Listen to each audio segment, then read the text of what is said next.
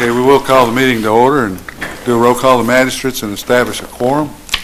Mr. Elder, Mr. Wicker. Here. Mr. Smothers. Here. Mr. Caldwell. Here. Mr. Masterson. 4 out of 5, we do have a quorum. We can proceed. Did everybody get their packets? I guess the first item on the agenda is the minutes of the preceding meeting. Motion to approve. Second. Mr. Smothers. Yes. Mr. Masterson. Yes. Mr. Wicker. Yes. Mr. Caldwell. Yes. Unanimous.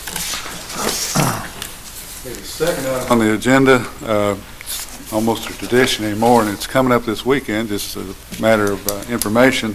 I guess the Autism Walk and Paper. Ms. Lisa Nally Martin, we've got a proclamation here that we've done for the last several years. April's National Autism Awareness Month. If you could, appreciate you coming forward, and we want to support you any way we can.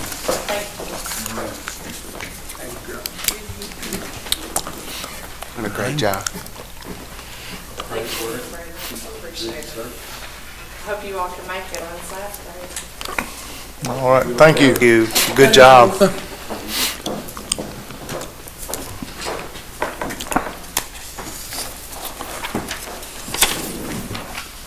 Could you tell us just a little bit about how the growth of that event is proceeding? I mean, I know it started out and it's grown every year.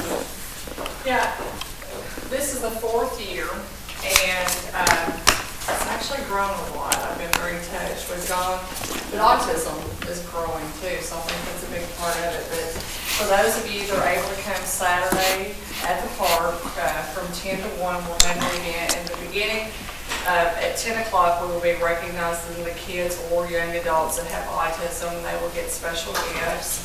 As you all know, you all administer the Project Lifesaver bracelets. That's where part of the proceeds go. And then we also give prizes to kids that attend the walk so that they can register and get those.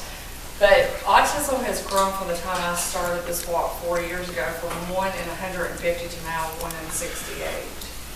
And I think part of that is more kids being diagnosed, but also better referral, and I also see that it's probably rising. So last year we recognized 29 kids. Now we do open it up to others surrounding counties, not just people from Marion County to actually attend the walk. So I'm hoping this year that we have more. I already have 20 kids that are pre-registered to be recognized, and I can envision at least 7 or 8 more, and hopefully there will be more that I'm not aware of. So it's a really neat event. Of course, I'm a little bit biased because my son has autism, but I would welcome anybody. It's not just for people that have autism or someone in their family. It's for the general public. It's an opportunity to educate people. So if you all aren't doing anything on Saturday, you're more than welcome to come out.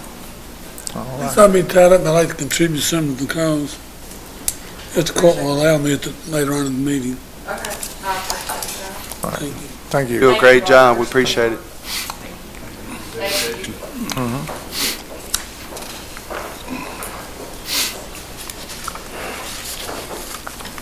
Item number 3, you have in your packet one of our regular requests for consideration for some fiscal financial support. The HOSA group, Ms. Chastity Grivens is, I guess, the advisor, and she's here with some of the students that I guess are going to make a trip to represent the state, and that's a great honor for you personally and also for Marion County. Would one of you all like to speak to the event and the opportunity that's lying before you? My name is Tim Gill. I'm the president of Marion County HOSA, and I just wanted to try to obtain some fiscal court monies to give me and my fellow chapter members a chance to go to Orlando, Florida for the National Leadership Conference and just get the chance to represent the county of Marion County and Kentucky in Orlando. Do you have an idea of any of the cost involved? It'll be approximately $3,000. It's around $1,000 per student. So That's for the rooms and for the flights. It's always a big cost to get there. our lodging is our biggest expense because of course it's at Coronado Springs Resort. It's a huge deal. There'll be states, all over that'll be there, so getting there is the big cost every year. A lot of fundraising, and we do have several items or, things that we're going to do to try to raise some money, but it always comes in a short time. You've got from April to June to get your money raised, so the longer we wait on our flights, the more expensive those get, so. When does this take place? June 23rd through the 29th. Have you raised any money yet, or We just completed a candy bar fundraiser. how much you like? Well, after our state competition and we're about depleted, our account is depleted. Of course, every year with the school organization, it's you raise the money, then by the time you take a couple bus trips to Frankfurt for leadership development, and it's gone. So it's always you get it and then you lose it. Have you spoke with the board about this yet? We have spoke with the board, and they were able to give $348. That's to cover the registration fee and their leadership class. What's your total that you've actually raised so far? Just the $350. Like I said, we have several things planned coming up this month, and we're doing the candy bars currently, so. I believe we'd like to help you, but I would like for you to do what you can, maybe, and then come back and see us. As far as I'm concerned, we'd like to help, but I like to help, not actually just do it, okay? We plan to do our part. We've got actually an art planned activity that invites people in the community to come in and do an art and canvas painting. We're going to do a car wash. We're doing another initial outfitters fundraiser. So we have several on the books. It's just getting them done completely. They schedule fairly quick, or next? Okay. So when do we meet? Right before they leave to see how much money they need. I put it off to that time, but we'll meet on the first and third Thursday. And of course, this is a special meeting because we pushed it back a week because of last week, and I guess it'd be a good time to maybe even talk about our next meeting, which is scheduled regularly on the 17th, which is a week from today. Well, the first Monday in May would give you time to get your fundraiser, some of them done.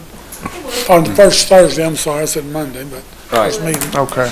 Give us an update the first Thursday in May and see where you are, Okay. and then we'll And then hopefully we request. can work with you, okay?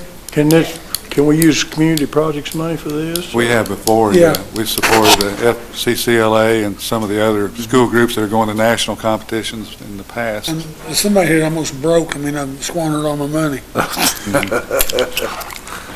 yeah, if you could, if it wouldn't be too late, come back then and give us a little update, and then we'll see, Try to fill in the blanks, okay? Thank you very much. You Thank got it you. on our radar. and Congratulations. That's most important. Congratulations. What's the event that you all are competing in? I'm competing in the clinical specialty. It's a competition in which I chose a career. I had to go through the 13-page portfolio and the video portraying a skill. I had to go in and they reviewed my portfolio and I was trained. I'm competing in clinical nursing. It's actually like all the skills that RN does. We have 5 skills to study, and they pick 2, randomly for us to do. And so I got 3rd place in that. And I actually went to go to college at U of L and start out with my bachelor's degree, and then go on for a PhD in nursing to be a nurse practitioner. All right, sounds good. Congratulations, all of you. Come back to Marion County and practice that? Hopefully. Yeah, right. That'd be good. Yeah, we'll get you to sign a paper on that. Congratulations. Be a great asset for the county. Thank you all. Okay, we'll defer any action on that to the first meeting in May, but do let us know.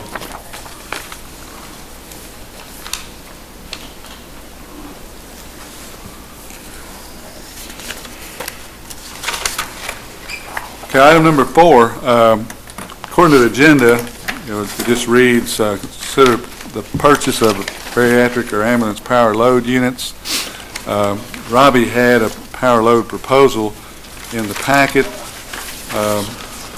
That actually maybe has gotten a little bit better. This was a preliminary proposal that Robbie had gotten some quotes on, and Magistrate Smothers actually has done some detailed research and a little bit of a negotiating, and I don't know who has the numbers on that now. I actually have those. We did negotiate with the regional manager, and actually, the ambulances were going to be the power loader is going to be $17,550. Of course, and after we negotiated, we've taken all four of them. We're going to save about $3,800, and that total cost will be $83,400. The good thing about this is that they're allowing us to pay $20,000 down, $20,850 down, and then we will pay the remainder 2 years. That will give us time to place that in the budget. And first year will be $31,275, and the second year will be $31,275 interest-free. So these are very good. These Power A beds, it helps our employees. It's going to save us no telling how many thousands of dollars on workman's comp cases that called Miss Sue Porter before we even showed up here. And actually, there are One question on this. the workman's comp claims have actually gone down since we bought the first one. So One question. These being demos, whatever the deal is on them, they're going to be warranted, aren't they? they are, yes, sir. They're actually still new and in the box. They've never. Okay, well, just Right. want to make sure. Yes, sir. Full The warranty. part's covered. I'd like to make a motion that we purchase all four of these, knowing that we pay $20,000 down, and then the next 2 years be finance-free with interest We free. going to need to do a transfer before we make a motion to buy them? They have, there's equipment money in the budget, but it's labeled ambulance. We haven't used that money this year. I guess if you're not planning on using for a vehicle purchase as equipment, I mean, it's a capital investment kind of line item, unless Treasurer Kevin Cochran has a problem with that. I mean, the budget looks like it's running on Something track. has to be bid. These items have been bid, $82,000. Yeah, that's what I'm wondering. That's for, I talked to Lisa last week, said she talked to you. From my understanding, it's a specialty item. There's none other out there like this. And I was under the assumption that There is an exception if this item is so unique that there's no other vendors or no other place that you can buy an item similar to this. If that's the case, then that is an exception to the bidding. If, again, if this is an item that's so unique that this is the only place that you can get it, then that would be an exception. I Well- mean, there's none out there that I know of. I mean, When we bought the only one we have that we could show as a display now, I think that subject might have come up then. I don't know that we bid that at that time, do we? And that, I guess, the per unit cost of these 16 and change, but the installation, everything puts it up because you had 82. Right. But I guess, is that something that we need to verify? Well, I mean, there is an exception for an item that is unique and, and so specialized that it couldn't be subject to competitive bidding. And if that's the case, then no, you wouldn't have to bid it. and these units normally cost, what, $24,000? Right. The last one we bought, they were new, they just came out, and they were offering a deal on them. By the time we got it in the truck, we were about 24.5, What, 24.7. the units are 17.5. Can we buy 4 units? Actually, they're 16,750. Yeah, yes, sir, you're right, Steve, 16,750. They reduced them a little again. Well, I mean, I Numbers think that he's if got now are they are a $750 unique item, less. I think there's an exception. I mean, I don't think that separately invoicing a bulk purchase to avoid competitive bidding would probably be appropriate. So, I mean, but if in fact these are, as you said, unique items that you can't competitively bid because there's nobody else out there that has the item, that is an exception, and you could go ahead and buy them without competitively bidding. And the thing too, we already have all the stretchers, the electric stretchers that they take. We already have all those. And even if somebody made it, we'd have to buy all these stretchers to use their system. Very good point. All the ones, the beds that we actually have, they come from the Strecker. I guess what I'm EMS. looking for, Robbie, is if you say no, we can't give them somewhere else. That's what we're hunting for, isn't it? Are you and, I mean, I've looked, I even done an internet search on it, and nobody makes it. actually, the bottom line on those, she was only, on this the sales rep was $17,550, and she wouldn't budge, period. It's not the money, it's just whether we can find them or not. If it knows the answer, I think it answers Joe's question. And you did say that, instead of getting another ambulance, you was gonna Yeah, I mean, make I do was with what gonna you do got. it next year, but I mean, we'll get through. I mean, this is, like I said, this is an infrastructure deal. I It think, is. for our employees and our patient safety both. And you said they can be transferred to, if you do change ambulances, Move it's truck to truck. moved from truck to the new truck, and I think plus you're gonna save money on your workman's comp claims too, so it's gonna save our employees and, help the county employees back. You know, if you gotta pick up a 300-pound person, and sometimes a little heavier than that, ain't it, Robbie? It's a lot easier than that. well, the stretcher weighs 100, so. It's a great benefit. Yes, sir. So, We use them all the time, you know. So you're gonna take the first part of this money out of your $50,000 ambulance money? Is what we're saying here? There's really enough for the down payment, 25% in the first year Yeah. installment, to all but a couple $1,000s to handle that, so. Right. I mean, that's fine. Like I said, I was just worried. What's your recommendation? I was just worried that if I went over, that I wanted you all to know what's going on. Right. and what we want to do. We're glad that you're worried about that, okay? Do I have a motion for the full $83,400, is that, Bought on installment, I'm sorry? bought on the installment plan? Yes, sir. Yes, sir. Second. Mr. Smothers? Yes. Mr. Masterson? Yes. Mr. Wicker? Yes. Mr. Caldwell? And also, I've got, it's not a vote, but a letter of endorsement from Mr. Elder. He couldn't be here, but he knew about it, and he's in favor of the project.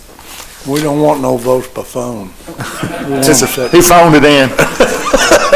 Josie, can we start just writing a letter in and voting on this stuff? Or Joe, is that okay? Can we all stay home and vote?